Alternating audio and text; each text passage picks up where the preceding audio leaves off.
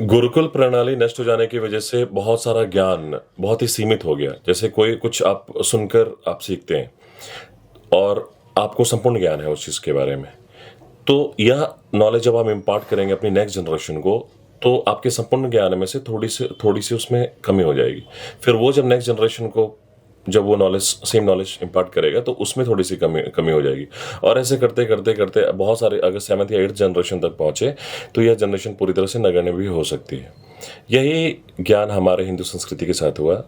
जब वैदिक गुरुकुल प्रणाली नष्ट हो गए, विध्वंस हो गए, उसके बाद श्रुति के तौर पर हमारा ज्ञान आगे बढ़ने लगा।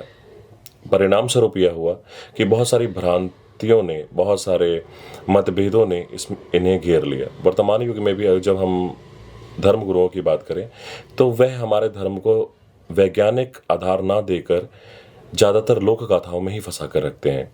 अब खुद सोच कर देखिए कि वर्तमान जो युग है, वह विज्ञान का युग है। वह कोई भी चीज़ वैज्ञानिक तर्क या आधार पर ही समझने का प्रयास करता है। और धर्म को जब आप संबोधन करते हैं, तो आपको तलवार की आवश्यकता तब पड़ती है जब आपके ज्ञान में कमी हो जाए, जब ज्ञान में अभाव हो जाए। जब ज्ञान होगा आपके धर्म को लेकर, आपकी संस्कृति को लेकर, तब आपको शायद आपको तलवार हमेशा उठाने की आवश्यकता ना पड़े। मैं ये नहीं कहता कि हमेशा कभी ना उठाने की आवश्यकता पड़ेगी, पड़ी थी। और लेकिन जो वर्तमान युग है, उसमें आपको ज्ञान से ही आपके धर्म को रिप्रेजेंट करना पड़ेगा।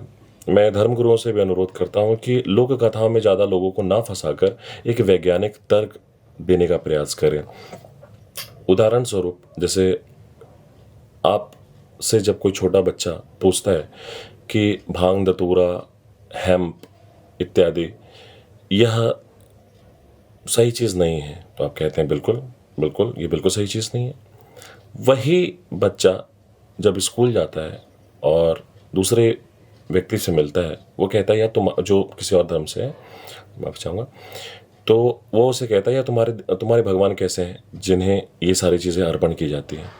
तो आप हिंदू होने के नाते सिर्फ यही उत्तर दे पाते हैं कि यार वो तो भगवान थे, उन्होंने विष पी लिया था, गले को ठंडा रखने के लिए वह इसका सेवन करते हैं। आप खुद सोच कर देखिए, भगवान बड़ा या वो विष बड़ा? भगवान की शक्ति बड़ी या वो विष की शक्ति बड़ी? इससे ये पता चलता है कि आप वैज्ञानिक आधार नहीं दे पाते। वर्तमान युग में ऐसी बातें मजाकिया सी लगती है। आप ऐसी बातों से अपने बच्चे को संतुष्ट नहीं कर पाएंगे। हाँ, भावनात्मक रूप से आप उसको जोड़ सकते हैं, लेकिन आप उसको संतुष्ट नहीं कर पाएंगे। वही फिर दूसरे धर्म का व्यक्ति उसे इजीली टारगेट करके यह ब्रेन वॉश कर सकता है कि ये देखो हमारे अल्लाह या हमारे ये गॉड, वो तो इसका सेवन नहीं करते, इसमें हराम माना जाता है, इसके विपरीत तुम्हारे उसमें चढ़ाया जाता है। उसका ब्रेन वॉश कर सकता है, जिसकी वजह से नास्तिकता बढ़ती है। हमारे समाज में अभी वर्तमान स्थिति में यही हो रहा है। तो आप इसे एक वैज्ञानिक तर्क दे सकते हैं या वैज्ञानिक उत्तर देने का प्रयास करें कि हेम्प, भांग, धतूरा, गांजा इत्यादि जो आते हैं, वह उसमें 999 कंटेंट होते हैं, जिसमें से THC नामक कंटेंट ही नशा लाता है। इसके अतिरिक्त 998 जो गुण हैं वो बहुत ही प्रभावशाली रहे हैं। आपको पता होगा कि नागासाकी और हिरोशिमा में जब परमाणु हमले हुए थे, तो वहाँ पे भी हेम्प का मास प्रोडक्शन किया गया ताकि उसकी फर्टिलिटी वापस रिवाइव हो सके। और इसे संस्कृत में अजय कहते हैं, यानी अजय जो कभी नहीं हारता।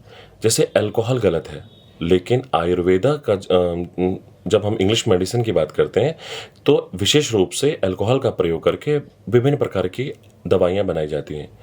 ठीक उसी प्रकार जो ये भांग, धतूरा, हेम्प, ये सारी चीज़ें हैं, इन हमारे ऋषि वेदों को बहुत अच्छे से पता था कि किस प्रकार के गुणों को यानी कंटेंट को निकाल कर यानी एक्सट्रैक्ट करके किस प्रकार की औषधि हम बना सकते हैं। वर्तमान जो हमारा मेडिकल साइंस है, वह ब्लड कैंसर की दवा नहीं खोज पाया, एड्स की दवा नहीं खोज पाया, लाइपोक्रेसी की दवा नहीं खोज पाया, लेकिन हमारे आयुर्वेदा में इस सब का इलाज संभव था।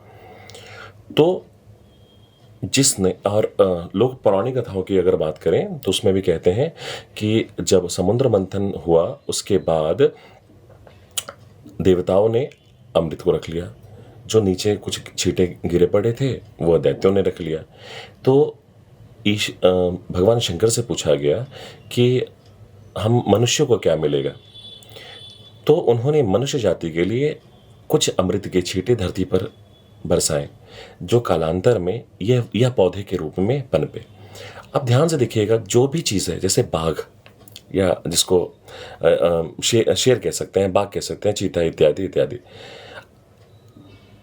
भावनात्मक तौर पे देखें तो यह पशु हिंसक होते हैं, किसी को नुकसान पहुंचा सकते हैं।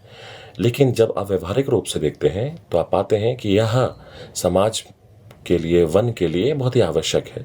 यह एक साइकिल चेन बना हुआ है, तो उसका निर्वाह करना आवश्यक है। ठीक इसी प्रकार जो भी चीज़ है, जो जो हमें प्रकृति ने दी है, वह कभी भी ऐसे व्यर्थ नहीं है। हर चीज़ के पीछे एक कारण होता है। तो मैं जैसे अभी धर्मगुरुओं को सुन रहा हूँ, तो कभी कभी मैं सोचता हूँ कि मैं एक और चीज़ ऐड करना चाहता हूँ। आपको पता है ऐसा क्यों हो रहा है?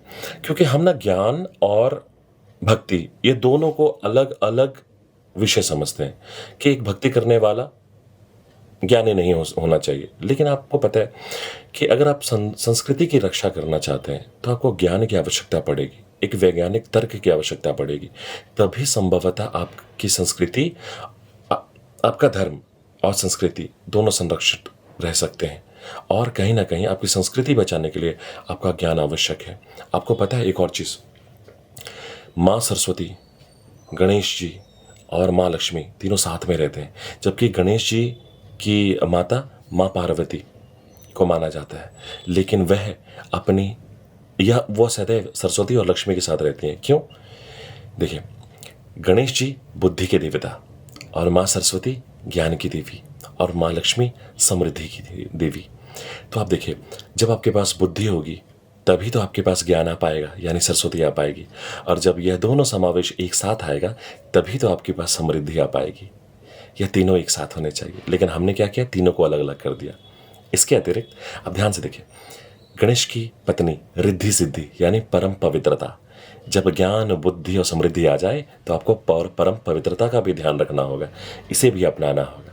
फिर आपको क्या मिलेगा? पुत्र के रूप में शुभ लाभ। तो फिर आपको शुभ लाभ, उसके बाद उनकी पुत्री संतोषी, और फिर आपको मिलेगी संतुष्टि। तो हमें अपने धर्म को कंसेप्चुअलाइज करना पड़ेगा, तभी हम समझ पाएंगे, वरना हम इन गूढ़ों को नहीं समझ पाएंगे। हम सिर्फ इन सारे देवी देवताओं को अलग अलग तरह से पूछते रहते हैं। तो अपना धर्म समझे, अपनी संस्कृति समझे। जय भारत माता।